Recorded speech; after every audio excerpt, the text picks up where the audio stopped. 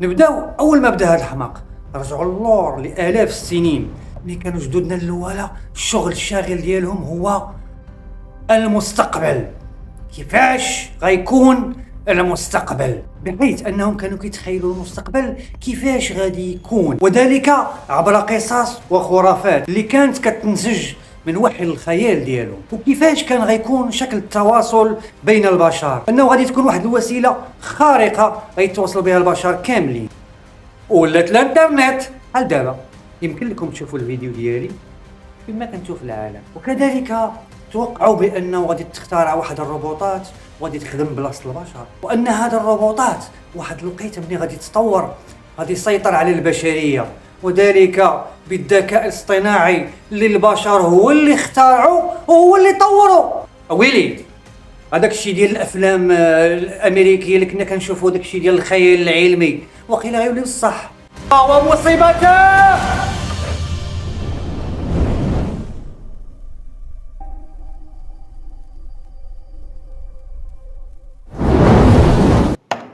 وفي فيديو اليوم غادي نشوفوا تاريخ الذكاء الاصطناعي، مراحل تطوره، أضراره ومنافعه.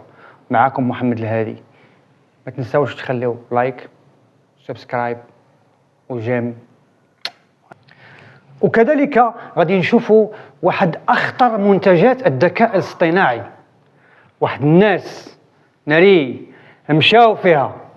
خليكم معي. قصتنا كتبدا 1956. اجتمع مجموعة من العلماء في مؤتمر دارتموث مما أفسح المجال إلى ولادة الذكاء الاصطناعي كمجال بحثي رسمي. من بعد طوروا الخوارزميات والنماذج الحسابية لتقليد الذكاء البشري. في الستينيات ظهرت الشبكات العصبية الاصطناعية اللي كانت الفكرة ديالها مستوحاة من طريقة معالجة المعلومات في أدمغتنا. في الثمانينيات تحول الاهتمام نحو أنظمة الذكاء الاصطناعي القائمة على المعرفة والخبراء. استخدمت هذه الأنظمة التفكير المنطقي والمعرفة المحددة للمجال لحل المشكلات المعقدة في مجال الطب والتخطيط. في التسعينيات وما بعد شفنا تقدم تعلم الآلة بشكل هائل بفضل القدرة الحسابية والوصول إلى كمية ضخمة من البيانات. وقام الباحثون بتصدير خوارزميات لها القدرة على التعلم والقيام بالتنبؤات. فجر القرن 21 كان الانفجار الهائل في مجال المعلومات والبيانات اللي كانت هي القاعدة اللي اعتمد عليها الذكاء الاصطناعي للتقدم نحو الأمام.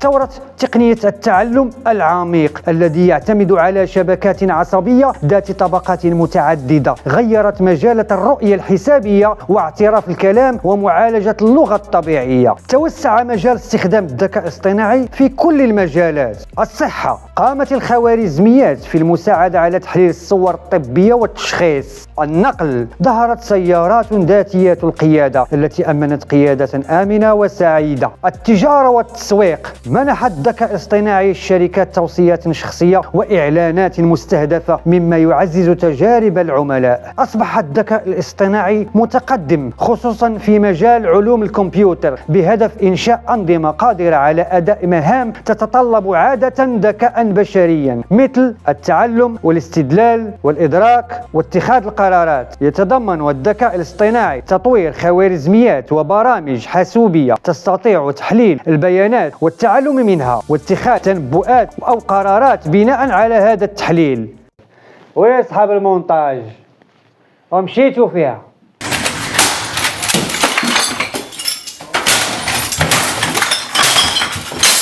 Oh my god. هاد خينا هذا سميتو ايلون ماسك. الحماق ديالو بالهبال ديالو بالتسطيه ديالو اللي معروفه عليه عالميا خرج لينا بواحد الخرجه، واحد الاقتراح وواحد الابتكار بالذكاء الاصطناعي سماه صوره. اجيو تشوفوا معايا كيفاش تخدم هاد الصوره ولاش كتصلح. سير شركة اوبن اي اي اللي كتمثل شات جي بي تي اللي مدوخ الدنيا هاد الايام ومحمق الناس ومحمقنا معاه، ودالي اللي كيحول الكلام الى صور، قاموا باعلان عن اطلاق واحد الاداة جديدة كتحول النص الى فيديو حقيقي مذهل. صورة ماشي معنى صورة باللغة العربية، صورة تعني السماء باليابانية. نرجع للبرنامج صورة، هو برنامج كيحول النص الى فيديو احترافي متقون عالي الدقة وكأنه فريق احترافي هو اللي عمله. قلنا نجربوه ونشوفوا اش غادي يدير لينا. شنو قلنا ليه؟ مجموعة من حيوانات الماموت على أرض جليدية، والرياح تتحرك على فروهم الطويل وتتلاعب به، والخلفية شجر مغطى بالثلج وجبال على رأسها ثلج. وهاش عطانا ومصيبة. وغتقول لي بأنه كاينين أدوات أخرى كتصايب هاد الشيء بحال رانواي وبيكالابس. وكيفاش غادي تقول لي بأن هذه هي أخطر أداة؟ خطيرة، حيث الأدوات الآخرين ما كيطلعوش الفيديوهات حقيقية، أما صورة كتخرج لك فيديوهات حقيقية وكأنه ناس حقيقيين والبنايات حقيقية. زيد على ذلك الناس اللي صمموا صورة قالوا بأن هذه الأداة كتحترم الفيزياء وقانون الطبيعة، بمعنى ملي تتعطيها شي نص كتحلو مزيان وكتصفيه ماشي بطريقة عشوائية، من بعد كترجمو وكتخرج لنا فيديو خرافي احترافي حقيقي أقرب إلى الطبيعة. ومنين تعرف يحلل هذا الشيء؟ بطبيعة الحال من البيانات الضخمة اللي عامر بها شات جي بي تي. زيد على ذلك تمت تغذيته بمجموعة هائلة من الفيديوهات الحقيقية، وداك الشيء علاش الفيديو اللي كيخرج كيكون واقعي بزاف، والبنايات حقيقية وشكل الناس حقيقي حتى الظلال. زيد على ذلك الكادر وتحرك الكاميرا كتحس بأنها تحركات سينمائية. من المميزات اللي في برنامج صورة أنه يقدر يصنع لك عالم جديد بكل التفاصيل الدقيقة بجودة عالية الدقة. بحال دابا قلنا ليه احتفال السنة الصينية مع تنين وطلع لنا هذه الصورة هذه. يا سلام، صورة حقيقية بتفاصيل تحترم قانون الطبيعة. الناس صينيين، الاحتفال بحال اللي تقول كان حاضر هو ذاك النهار. وعييت ما نقلب على شي غلط ما لقيتش، كل شي محطوط هو هذاك. وهذه هي الميزة، ناضية وواعرة ولكن في نفس الوقت خطيرة. الميزة الثانية هي التتابع الزمني، معناه أن البرنامج ملي كيصايب فيديو كيعرف الفيديو اللي تابعه كيفاش داير وكيفاش خاصو يكون بدون غلط. هاد اللعيبة تتسمى التسلسل المنطقي للأحداث، لأن الأحداث ما كتمشيش بشكل عشوائي. داك الشيء علاش المنتوج اللي كيخرج كيكون واقعي بنسبة كبيرة. الميزة الثالثة هي أن مدة الفيديو اللي كيسمح لك تصايبوا به هي دقيقة بالمقارنة مع المنافسين ديالو اللي المدة ديالهم ما كتسمحش فقط غير ب5 ثواني إلى 10 ثواني على الأكثر. لذلك يعتبر صورة قفزة كبيرة في مجال إنتاج الفيديوهات بالذكاء الاصطناعي. ودابا كيفاش نستافدوا من صورة؟ فرضا بغينا نصوروا شي مشهد في منطقة جبلية صعبة، غادي خاصنا فريق يمشي لمكان التصوير، وبطبيعة الحال خاصو يحمل معاه المعدات، وهذا الشيء كيكلف مصاريف كثيرة. وها حنا كاع صورناه وسالينا مشينا نمونطيو، خاصنا مدة طويلة وحنا كنتفرجوا فيه ونقيو الفيديوهات ديالنا حتى نخرجوا الفيديو اللي بغينا ونعدلوا عليه ونعدلوا على الالوان ونمونطيوه ونعطيوه للناس اللي خدامين به. في الاخر ما غيوليش عندنا الحق باننا نستعملوه في محتوياتنا لانه ولا ملك لشركة أو صانع محتوى آخر. هنا صورة قالت لك أنا غادي نهنيك، كتب لي النص وأنا نحط لك شي حاجة ناضية. كتبنا لها النص اللي كتشوفوه حاليا، وها النتيجة اللي عطاتنا الحماق. طبعا استخدامات صورة في المجال الفني غدا تكون بلا حدود، يعني كل فنان على حسب حدود مخيلته. وكذلك في مجال الدعاية والإعلان، صورة غادي تفرض وجودها بشكل كبير، حيث أنه كاينين أفكار واعرة ولكن الميزانية ديالهم ضخمة، وهذا عائق وجه هذه الأفكار. نعطيك مثال، عندنا فكرة ديال الإعلان خاصنا ليه مجموعة كبيرة من التلفازات قديمة باش نحطوا فيهم أسماء الشركات، وهذا البلان هذا حريرته حريرة، خاصنا نجمعوا تلفازات من العالم كله، وهذا الشيء صعيب لأنه الوقت ما كيسمحش. والحل هو صورة. النتيجة اللي أعطاهم ها هي بأقل التكاليف، كانت مذهلة.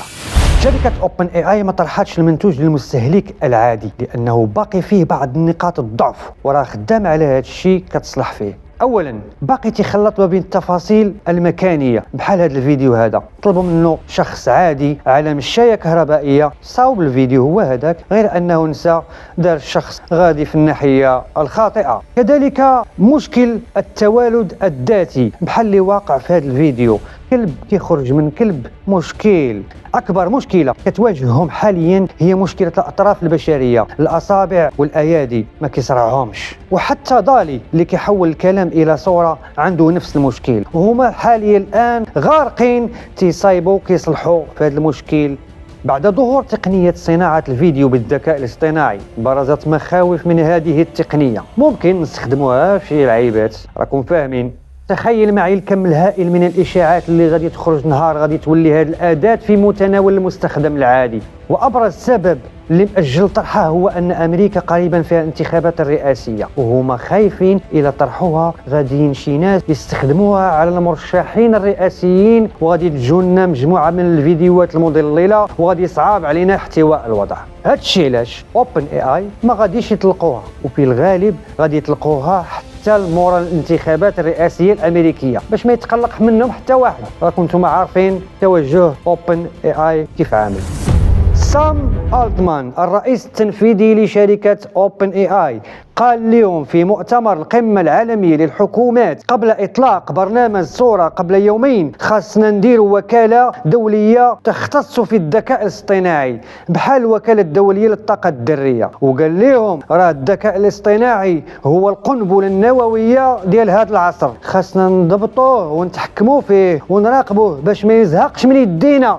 كما قلنا في الاول اصحاب المونتاج مشاو فيها، لا بالعكس. برنامج صورة مجرد أداة خدامة بالذكاء الاصطناعي كتسهل عليك الخدمة بإنتاج فيديوهات ما تلقاهاش بأي بلاتفورم فيما كنتي في العالم. لهذا أصحاب المونتاج غادي يكون عندهم واحد المخزون لتطبيق أفكار كانت صعيبة التحقق في الماضي. لهذا اللي يستخدم هذه الأداة بالشكل الصحيح غادي يستافد منها بنسبة كبيرة، والمنتوج غادي يطلع هائل. خوتي نتمنى نكون فدتكم، ونتمنى ان تكون الحلقه نالت الاعجاب ديالكم، ونتمنى انكم تفعلوا معايا في هذه الحلقه هذه. والى حلقه قادمه ان شاء الله. انا احبكم.